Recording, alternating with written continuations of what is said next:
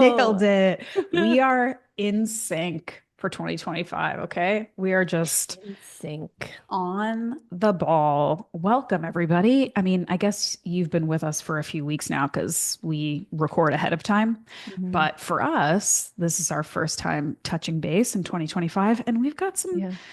we've got some catching up to do. I mean, we did all the secret stuff offline that no one gets to hear, which is always Yeah, sorry fun. about that. No, that's my favorite part. People would pay extra for that. We should like get a Oh, for Patreon sure. sometime. Be like, do you For want to pay sure. extra for the weird secret crap that we talk about Secret offline? drama, personal life, Oh man, roller love that. coasters. Love it. But otherwise, Happy New Year to everyone. We are coming back with a surprising amount of energy considering it's the first week of January. Um, Lots to talk about, some questions in the inbox, but first of all, how are you feeling in January? Like, did you go crazy off the rails with food? Did you take some time off Mm. the gym? How you Yeah. feeling? I mean, I'm feeling good as of right now in terms of clarity with 2025 goals and getting Hmm. back into some personal goals and things like that, which we'll talk about. The last and the last 2 weeks of December 2024 were a roller coaster of events and emotions and personal, all the stuff. So that was just like, you know, lots of stuff there. Didn't go too off the rails, like from a nutrition, eating, training perspective. That's good. Definitely leaned more so on the gym to, be Mm. my release from everything else. Hmm. But for sure, like out of normal routine, the last, you know, between Christmas and New Year's, which I feel like is the week where everybody's just like, what day is it? What time is it? Am I on this planet still? Like, what's going on? Yes. Yes. Who am I? So I was, Where am I? yeah, I was very much in that stratosphere. That's Yes. a word. I'm Yeah. making up all these words today. That's a word, right? I didn't Stratosphere? I did that I is don't a know. word. I didn't write down the word you said offline and I'm regretting it already because I that know. that one should have gone in the encyclopedia. That was an awesome word. Is Jum. it Anyway, we'll worry about that later. jumblization, Jumbulation? jumblization. I don't know. Compilation of a jumble of things. Okay. Anyway, love Describes my that. brain the past Yeah. week. Yeah. I love that. Yeah. Um How about you? So I What's asked, popping?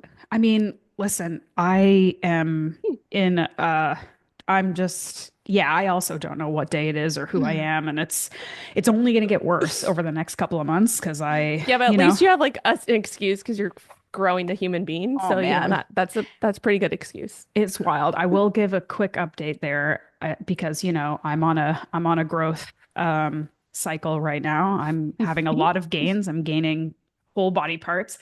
I did Alex and I went and did the like 3D ultrasound where you can go and Oh like, yeah. see what the baby looks like. And that's always exciting because it does make it more real. You're like, there's a person, like there's a full person. I can see their face. They're in Yeah. there. Did you post that on? I like Friends and I don't know. family. Again, Yes. brain was gone, but I feel like I Yes. saw a comparison post of the 3D Yes. to Magnus Yes. Yeah. at some Yeah. point. Okay, yeah, for Yeah. sure. And it's funny though, because, my husband, like, because this is the way men are, we were at the thing and he's like looking at all these like 3D pictures of babies. And he's like, I feel like we're all just paying money to look at the same picture of like, like a fetus. And I was like, excuse me, like, hardly. And then we go and do the ultrasound and he sees the image of his daughter and he's like, oh my God, she's so cute. It's amazing. I'm like, there you go. There you Thank go. you. I Yeah. told you. Anyway, Oh, but yeah, it's funny cute. because in some pictures she does look just like Magnus. In some pictures she looks very different. But it's just a cool thing. But like I guess bring it back to health factors. Just because anybody who's listening who may ever want to become pregnant, has been pregnant, is pregnant, whatever. Just like little tidbits of information that are kind of interesting. One thing that I am experiencing a little bit from like a latest blood test that I had done because they're constantly poking and prodding to make sure everything's working. Um, one thing, one like micronutrient or one aspect that is really tough for pregnant women is iron depletion. So iron specifically, like making a baby just drains it, like drains it. And again, if you think about where you're getting iron from nutritionally, we're talking red meat, right? And Hmm. there's not too many people out there who like to eat red meat as much as I do. Like my iron's usually pretty good. And I in the last blood test, my midwife was like, your iron's okay, but it's like definitely decreasing significantly from like the Hmm. beginning of your pregnancy. And it gets worse in postpartum because it's just something that gets majorly depleted. And I have a friend who does not eat as much animal protein as I do. And she had like significant problems near the end of her pregnancy where I think she was getting like, I don't know if it was blood transfusions or like iron. Oh, wow. Like she had a really, like, it was like a clinical problem. So it's just a reminder, and even for non-pregnant people, that iron is another one of those things that you don't think about until maybe you're like a month into feeling so exhausted and not knowing why, and you like can't get yourself to do anything. And it's like, guess Hmm. what? You have no iron. And it's just something that is, you need a lot of in pregnancy. So you wouldn't believe that the carnivore-ish, meat eating lady that I am, that I have to supplement with iron, but I am. Because I'm Hmm. trying to make sure it stays good because that's going to Yeah. help me with my energy and help me with my recovery and stuff. So it's just, Yeah. another fun thing to think about. And then the last piece that I'll mention that I think is interesting is, again, as I'm like nearing sort of the end of this journey, um, I am, I have a I have one high risk element of being pregnant. Like they consider you high risk if you have, I don't know, gestational diabetes or high blood pressure or a history of like if you had a traumatic birth a different time or something. And my one high risk factor is that I'm an old lady. So anybody who's listening, I'm 40 years old, which is old still by medical standards. And that is starting to change. It used to be 35. It used to be if you're 35 or over, old lady pregnant, Yeah. everything is bad. Now they've kind of moved it up, bumped it up to 40. And a lot of professionals and midwives and doulas and nurses will tell you, like, you got to take this with a grain of sand. Like, you don't suddenly turn into a decrepit old person because you hit your 40th birthday. It's just there Hmm. are certain numbers that they look at more when you are a certain age. Hmm. And it's just interesting to me because while I don't feel like I'm, 29 anymore, certainly, it's this weird thing that's sort of hanging over me of like, this is a risk factor when there's no other indication that anything is higher. You know what I mean? Like every Yeah. appointment, knock on wood, is great. Every ultrasound is great. I'm managing everything great. Everything's going fine. But they still, like by medical standards, have to kind of treat me a different way. And I have a friend here who's pregnant at the same time as me. She's younger, and like I get like twice as many ultrasounds as her, for example, and they're going to push to induce me if I don't give birth by 40 weeks, which is an Hmm. arbitrary due date that we could get into in another podcast. But it's just kind of one of these funny things that unfortunately, you have to deal with in the medical system. But Hmm. one of the benefits of being older and also being somebody who's educated and who has done a lot of research in this area is that just the reminder that you can always kind of question and advocate for yourself and take this information, with a grain of sand, basically, because, even my midwives who are much less medically focused than like an OB would be, for example, they're like, yeah, so we're going to start talking about inductions, when Hmm. you get to a certain time.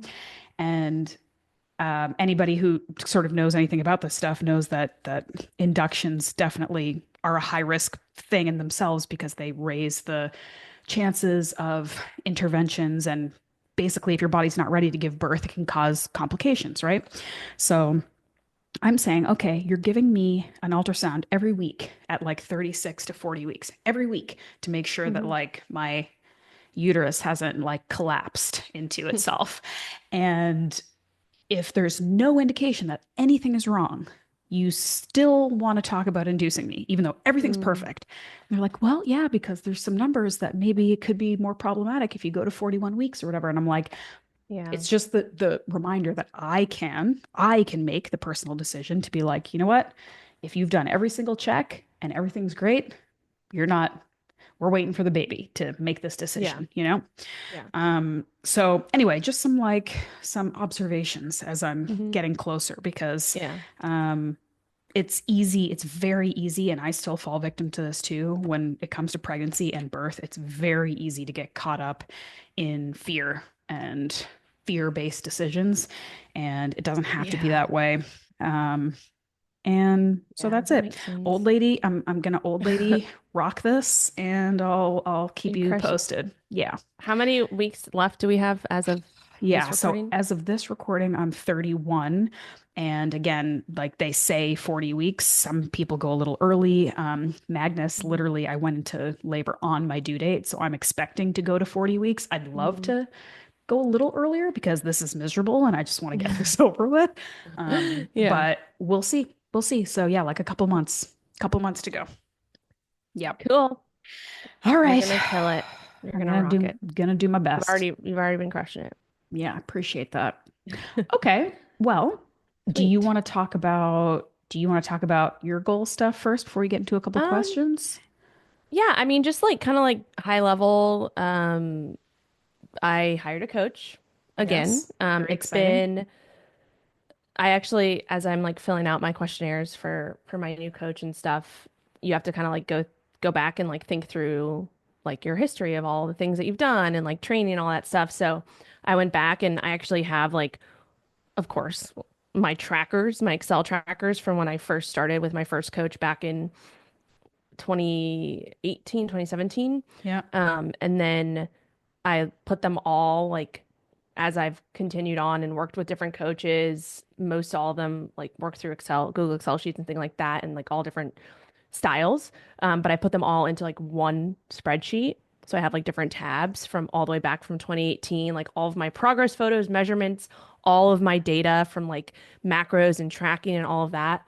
And it's just like so interesting to look back on and Epic. very cool. And it's like one of those things where you're like, oh wow, it's actually been what, 6 years? Yeah, six Yeah. years of this.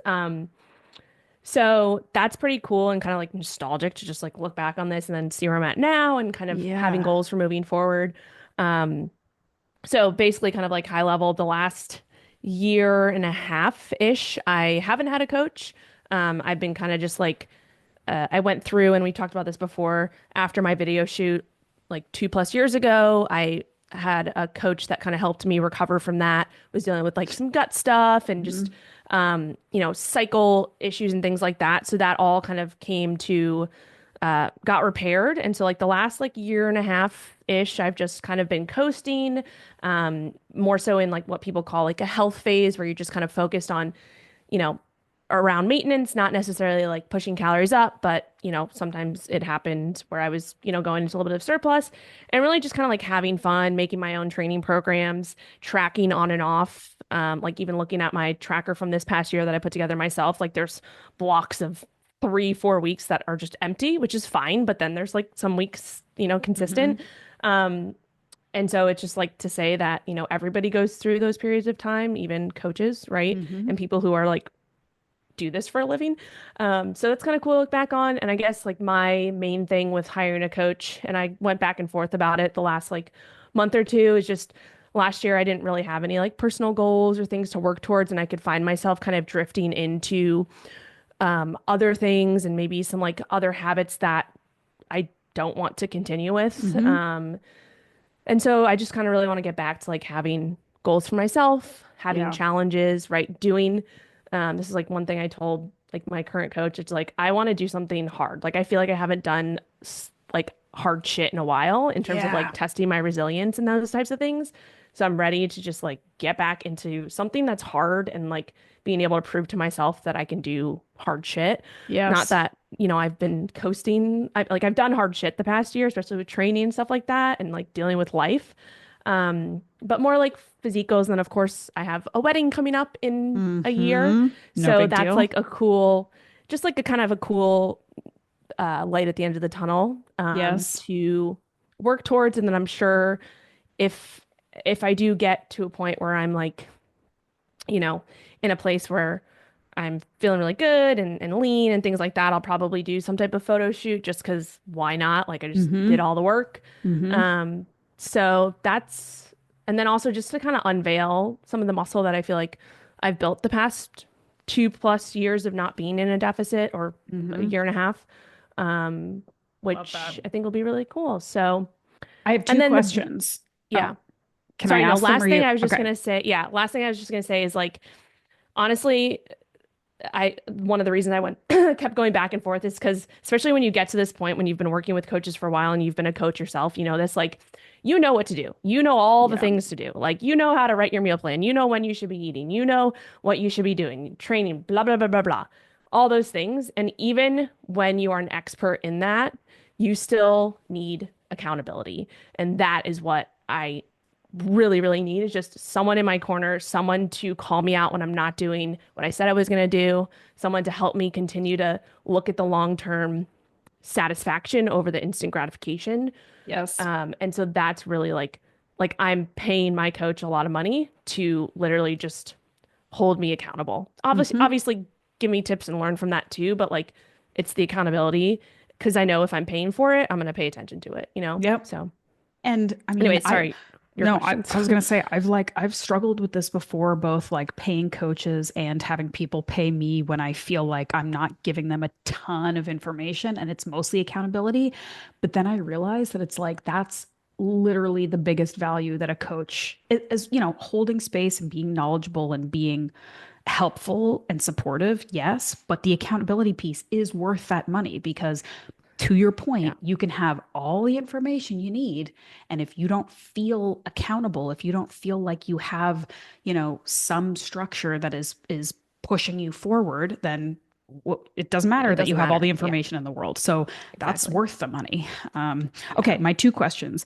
Hmm. First one, what are your like, what's your basic kind of process of finding a coach? And it may be obviously it's different for people like us who are like maybe have a bit more of a network in this area. Like we just know a bunch of people who do this kind of work and stuff. So I'm thinking like for the Hmm. listeners who maybe aren't in the industry, maybe it's a slightly different Hmm. answer, but like what are you looking for in terms of maybe like credentials and ability, but also how they like to work? Like, what's the kind of stuff that Hmm. makes you feel like, yeah, this is going to be a good coach for me? Yeah. So at least for the current coach that I hired, this sounds so stalkerish, but like I've literally watched I'm obsessed with them. her yeah, no, no, not like that, but she's coming from a coach that was my first original coach that I ever worked with. He has built his business to have coaches under him. And I've watched him like I was one of his first clients like when he got into the online space. Maybe not one of his first clients, but like I kind of like grew with him through like the beginning stages of him developing his online uh business, and I learned and grew a lot from him for my business. And so now 5, 6 years later, I've obviously followed along with him on social media, kind of seen how his business has grown, seen him bring on coaches and watched and listened to his podcast and watched, these coaches kind of go through his business building and all of that. So that's kind of where um, that's how I made kind of my, uh, you know, like figured out, okay, who do Initial, I want to yeah. work with? Initial, yeah, like so just basically following them on social media, watching uh the content they put out, listening to them on podcasts over the years, um, kind of seeing getting a little bit of a sense of their kind of personality and dynamics through those things, right? Podcast listening, you hear people talking, things like that, right? As our listeners Hmm. probably are listening to us and things like that. And that's where, I mean, a lot of our clients come from. Hmm. They've followed us on our podcast for a while, they follow us on social media. So it's really the same as Yep. anybody else. Yep. And then just kind of like making the decision, at least for me, this one was a little bit different. I've always worked with a male coach. I don't know Hmm. why, it just kind of happened like that. I've had 4 male coaches throughout the last 6 years. Hmm. And I wanted to work with a female coach and also just kind of feel like I vibe well with what I see Her. her putting Hmm. out. Hmm. So I'm excited for that. Cool. So yeah, does that answer your question? Just kind of like Yeah. following along and yeah, maybe doing a little stalking for a while and Little making sure that, stalking. yeah. And if you're doing like this in-depth, like the real one-on-one coaching, like the kinds of stuff that we do versus you just pay somebody for like a stock plan, they Mhm. should be in most cases willing to have some, even if it's short, like some kind of complimentary initial call with you, like a Oh yeah. feel out process, like let's get to know each other for a minute. Let me tell you how I work. You tell me what you're kind Hmm. of looking to achieve. Because a lot can be determined in a really quick, like intro call of like, I like the way this person, like, I like this person's vibe. I like how they approach things. And I think Hmm. that's really helpful too.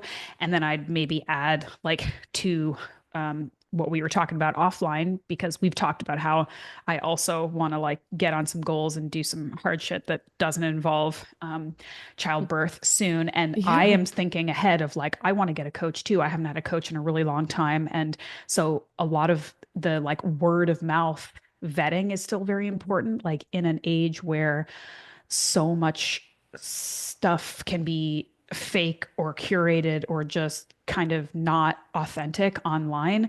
When it comes to coaching, having that personal connection of like somebody you know and trust is like, I worked with this person or this company and they Hmm. were amazing. That's invaluable. And I think that we also like, we get stuff from word of mouth as well. And also from like, I know this person and they worked with you or they bought muscle science for women or Hmm. whatever. And I know I've sent like, in over the years that we've known each other, I've had people come to me and I've been like, you know what? I feel like Rachel would actually be good for you. You know what I mean? Like Hmm. Yeah, exactly. that's how that works. And I'm Yeah. also pumped Yeah. that you're going to work with a female coach because we've had this conversation too, but I'm like very pro women working with female coaches. And look, you got Hmm. to work with who you vibe with and you got to work with who you're comfortable with. But I think part of the reason we started this podcast is because there's enough bros. There's enough bros Exactly. talking about this stuff, teaching this stuff, doing this Yeah. stuff. We need more, we need to like highlight and utilize and respect and give the attention they deserve to the women professionals who Mhm. know what the hell they're doing. So, Yeah. And um, that was one of the things that I definitely had like top on. I was like, I'm definitely if I hire a coach, it's gonna be a female. Like, yeah. Another thing too is just, on top of that too is like another kind of prerequisite that I would say that I look for is that a coach that I want to work with has their own coach. And so like this person and the coaches that I've had have always had their own coaches. Maybe had some hiatuses like I did for like a little bit, or you kind of just like are coasting for a little bit. But that is showing me that this person is always wanting to learn more and is willing to put out and pay and do that stuff to further their education, which is what I want to continue to do. So I'm always gonna look for me having a coach who has a coach or has other several coaches for other different things because that shows me that they're always wanting to improve and level up, which is what I want to do as well. So Yep. that was like a big thing too. I love Um, that. Coaches and coaches, we talk about that all the time. I have another question. So, Hmm. if you are looking to, look hot for this wedding that's coming up, what are your like more tangible feelings about like what are you going to say? What are you going to aim for? And the reason why I ask this is because this can be a bit of a hot topic for people, but like it's a big industry getting women in shape for their weddings, right? That's a Hmm. big thing. And I have known women who have gone really hard in the paint to get Hmm. fit for their wedding. And that's great. And I know people who, similar to like bodybuilding preps, have totally crashed and burned because they Hmm. went crazy and went too hard. I know people who, and again, this might be controversial, but I know people who have, for example, dieted so hard that they barely look like themselves for their wedding Yeah. and like Yeah. you look back at pictures like a year later and you're like Hmm. what's Hmm. going on here like so Yeah. it's an area when there's body image and also one of the biggest days of your life and this very emotional stressful occasion and all of this stuff when all of that kind of combines together it can be like a real recipe for disaster for a lot of people and look Hmm. you're a professional I know that that's not the question I'm asking you but for I people who understand. maybe, yeah, for people who are like, oh, like you're getting in shape for your wedding. Okay, I want to Mhm. do that, or I've done that, or whatever. How do you explain your goals? What are you aiming for? What are Mhm. you looking for? Yeah. Well, I'll just say off the bat, like again, because I've done a lot of body composition stuff over the past several years and kind of gone through the evolutions of all different things. Whereas that might not be like someone who may be listening to this and like, oh yeah, I have a wedding coming up or I have an event coming up and I've never done this before. It's kind of like we're at different places, right, in Sure. our lives. So it's a little bit different there. For me, like just flat out, if I had my wedding next week, I would feel Fine. comfortable and Yeah. confident in how I look. Like I wouldn't be like, oh my God, I have to crash diet. Mm-hmm. So going into and maybe that wouldn't have been the same like 5 years ago. Maybe it would have Mm-hmm. been completely different thought process there. But for me, it's like it's really again from like for me, look doing the hard shit and like focusing on something that's for me and like makes me feel confident and like I'm pursuing something and like I'm building resilience, it's always kind of coming back to like, what can I do with my body in a physical way? Because that is the most like you can't cheat that, right? Like Mm-hmm. that is like how you, I don't know how to say this in like a way that sounds not stuck up, but like the way that you feel and look and your confidence in yourself, like you have to work for that, right? Mm-hmm. So that's something where I'm like, okay, I have this wedding. Even if I didn't have the wedding, I'd probably be doing the same thing just because it's been a while since I've, pursued some type of body composition goal. But for the wedding, it's more so like, and I was talking to my coach yesterday and we had our call. She's like, so do you want to be kind of like photo shoot lean or do you want to be in between photo shoot lean and lifestyle lean? Because there's different kind of buckets of leanness, right? There's like bodybuilding stepping on stage leanness, which is like the leanest that you can get, right? That's the Mm-hmm. lean, lean, lean.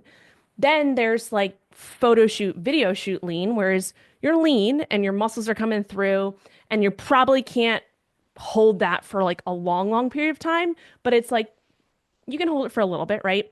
And then there's lifestyle lean, which is like probably right below where I'm at now. Right now, Mm-hmm. I feel like I'm kind of like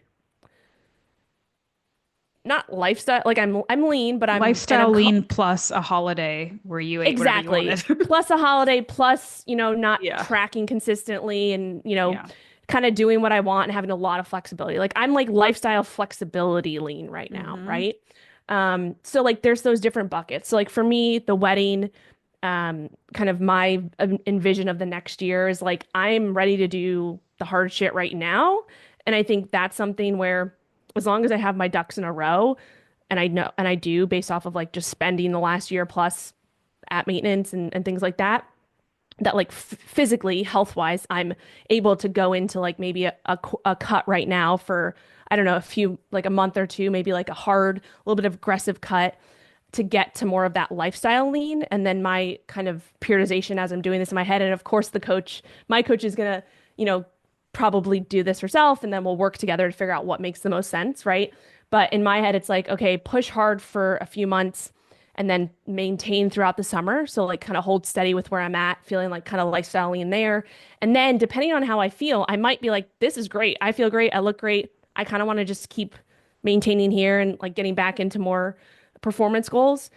Or once it gets to like September, maybe I'm like, okay, I feel good, but I feel like I can push a little bit more to Mm-hmm. like that photo shoot lean, which is going to be a little bit leaner. Because I've had time, I've spent taking time off, right? You push, pull back, whatever. So that's kind of where my head's at now, in terms of like the overall kind of looking at the year, but things can change, life can happen. So Mm-hmm. that's also consideration. And then the other thing too is one of my other goals that I've never really had working with a coach is athletic performance goals. So I am starting to get more into flag football. So I joined a flag football league, which is a little bit more intense compared to just like kickball, right? Mm-hmm. So one of my secondary goals working with my coach is to start incorporating more athletic based performance training that's not just hypertrophy, but Cool. I can bring a little bit of that in. So like plyometrics and like more functional stuff and things that will carry over to the field and making sure that I can continue to build like a resilient body to be able to play flag football for the next 20 years if I want to, right? So Hmm. that's another kind of secondary goal besides the body composition stuff, which I'm excited about. And to be Cool. held accountable to that too, um, is another piece of it. So Are we gonna start yeah. seeing you like crushing a 40-yard dash? Like I Uh, want to see you at the combine. I right, want to see like right. how many Well, times you can. we have our first draft this Saturday, which is like Ooh. you go out and you do all like the drills and all that stuff, and people are like, drafting you literally. We have 2 draft days. Ooh, So that's that's Saturday. stressful. Oh, that's I'm excited. stressful. I'm That's excited cool. because yeah, flag football is actually becoming really, really popular for like Yeah. all like kids now because, you know, It's tackle is just better than like tackle for children mhm, with their soft growing brains. Give me a yeah. break. Okay. Yeah. But like you're now seeing like these leagues, like the league I'm in is like women 30s and 40s, like 30 to 40-year-old women. But like it's like national, like so going to tournaments around across the country. I mean, I'm doing that for kickball next weekend. There's a national tournament in Vegas, but there's also a football one. So I could see myself next year being at this tournament for football, not kickball. Hmm. Um, so I yeah, love and that. I grew up playing a little bit of flag football like at camp and my dad played football in college, so I grew up around football, but I never really like pursued it until these past few months. Kickball is just kind of like I think I've gotten to like my height there and like it's fun, but it's not as fun anymore because there's only Yeah. so far you can go with that. So a new challenge with that is going to be flag That's football, so we'll see. cool. Yeah, I'm excited. Post some stuff on one of your IGs about the draft, like the draft, because I want to The watch draft. that. I want to Yeah. participate in that. That's very Yeah, cool. I'll send you. They have an Instagram and they take pictures and stuff, so I'm Okay, sure I'll sweet. be looking crazy, but whatever. Love that. Okay, we have a couple questions, but I just want to close the Yeah. loop again on the wedding thing real quick, because the only sort of closing thought I would have for people who, if you're listening and this is relatable to you at all, because you're trying to get fit for your wedding specifically, but like any big thing like that, Mhm. um, I know it's easier said than done for like someone like me who's not going to be in your wedding pictures to be like, don't go so hard. Like, just chill out. Like, obviously, people take this very seriously. Mhm. They're probably paying big money for pictures. It may be one of the most important days of your life. You want to look really good. That's a very universal feeling. That's great. From a coach health perspective, I just feel like it's worth noting that weddings are also one of the most potentially stressful periods of your life. Mhm. Organizing it, doing it, being in front of everybody. Yeah. It can be lovely and I hope it's fun for everyone, but a lot of Mhm. people find it really stressful. And we talk a lot about allostatic load and we talk a lot about stacking stresses and like what that can do to you. And I don't think personally it's worth being 5 pounds lighter than you would have been and being a stress case nightmare who didn't sleep Mhm. for a week and then who crashes and burns afterwards. And who, again, this can happen. And I don't want to get too judgmental about people's bodies, but there are people who regret going so hard that they look back at their pictures and I'm like, that isn't even what I look like anymore, Yeah. you know? So I think there is a really nice, again, sort of moderate to challenging approach you can take to this where you want to look your best, but also feel your best on your wedding day. You want to enjoy it. You're probably spending a bunch of Mhm. money. It's probably a big deal. Yeah. Go like enjoy yourself. Look good and feel good, but Mhm. like don't look a little tiny bit leaner at the expense of your Yeah. sanity and your health, right? Yeah. It's not worth it. No one notices or cares but you. You're going to have like makeup and an amazing outfit. You're going to look beautiful anyway. Like Mhm. do it, get in good Yeah. shape, but just like don't go nuts Yeah. is kind of my Yeah. feeling. And I would also say, like, a lot of people, and this goes for anything, they're like, oh, I have this thing coming up in 3 months, so I'm gonna hire a coach and, get in the best shape of my life. That's not how it works. Like, if you are going to do that, like, have a goal for a wedding or a big event, you need to give yourself a minimum of a year. So, like, I have some clients that I'm working with now who are actually prepping for their weddings, but they're like in a year from now, because there's a lot of prerequisite work, depending on where you're coming from, to make sure that if you're going to do this, you're doing it in a way that you also can sustain this afterwards, right? Like you don't want to do all this hard work and then like you said, look like someone you don't look like or not be able to maintain all that hard work just because the wedding's over. So that's another thing is like the timeline definitely is something that you have to be aware of. And like you need to give yourself way more time than you think if you want to do it in a way that is safe and healthy and sustainable, right? So, Yes. All right, that's that. yeah, Let's that's that. answer a couple quick questions before we go about our day. All right. Do it. I am going to read this question from Bijou, which is a very cute name. I Hmm. like it a lot. She says, greetings, ladies. Thank you so much for your fabulous podcast. I found it to be an inexhaustible resource to improve my wellness and fitness practices. I love that. Oh, I'm me too. feeling quite exhaustible right now, so I appreciate that you. Inexhaustible. That's a great word. Yeah, I do like that.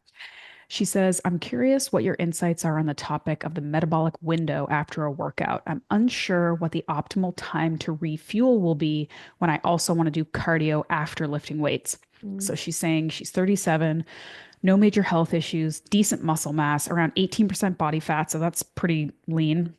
And her focus is on hypertrophy. I'm usually lifting for about an hour, and there are times when I add 15 to 20 minutes of cardio afterwards.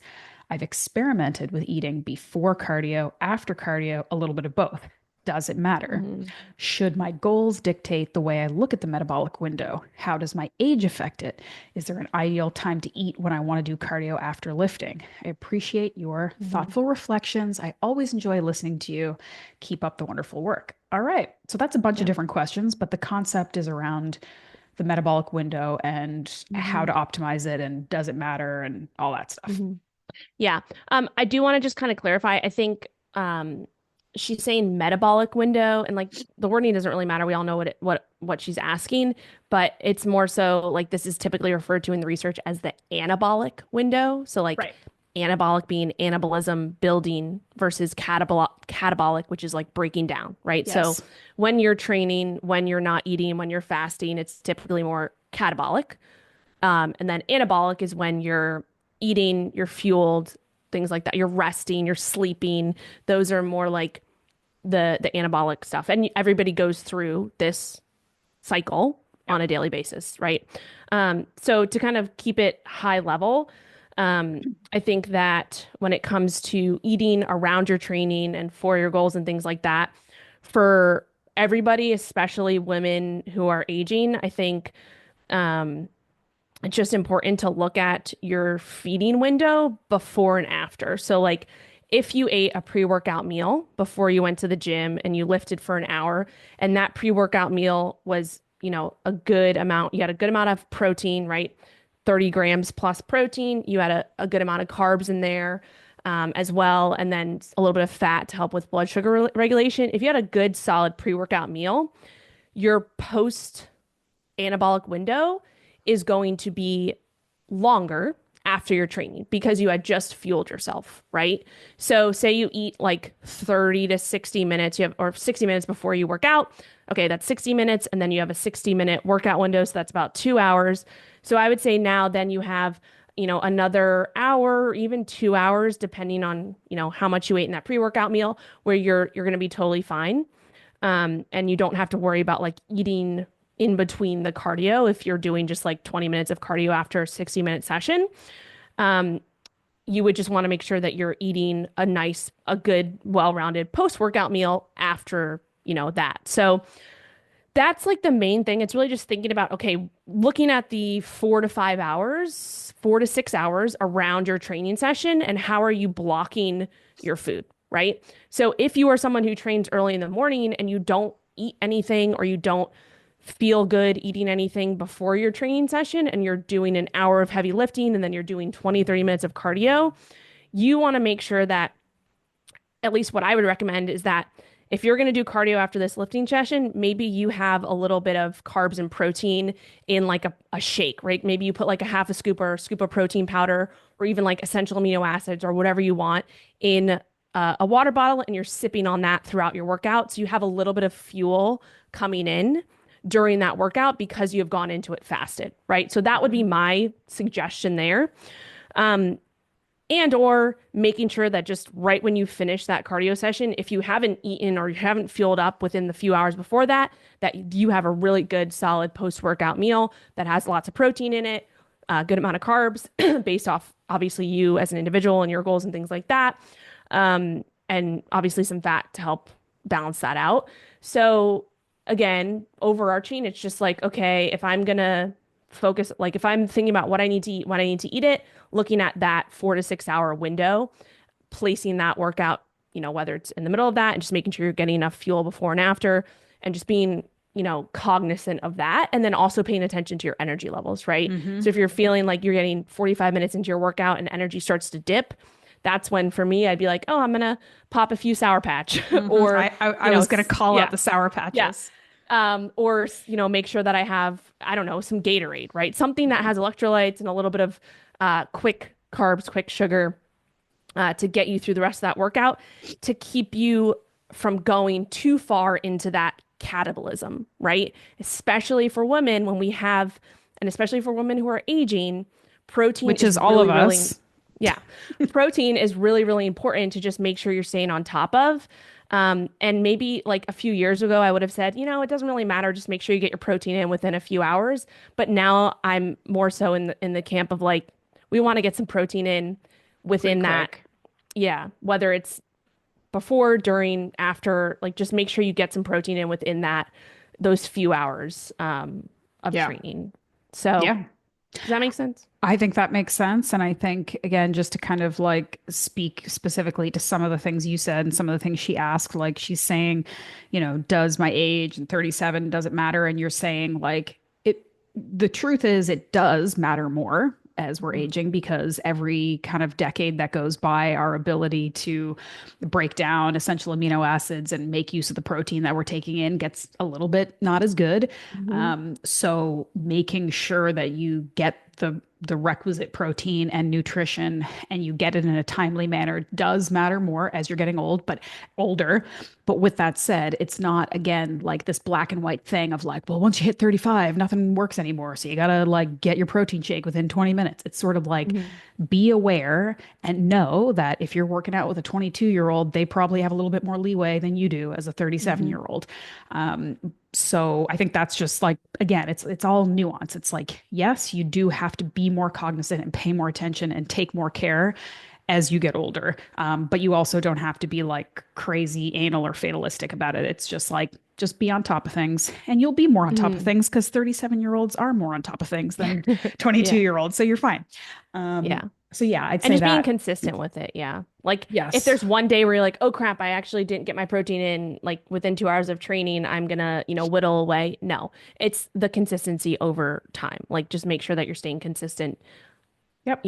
on the daily with that. So, Yep, I don't think I have anything to add. I think it's like again, the before, during, after. It's really your own preference and how well you. Because to your point, some people feel super sick if they eat really mm, early in the morning or if they eat too close to a workout. Some people have a really hard time eating right after a workout because that makes them feel sick. So okay, wait another 20, 30 minutes and like mhm. do what you said. Maybe some amino acids in a drink are easier to get down than like a big plate of rice and chicken or Yeah. something. Wait half an hour.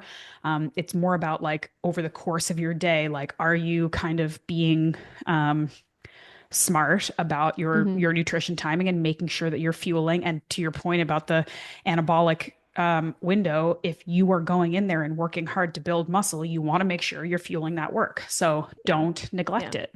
Yeah. But Yeah.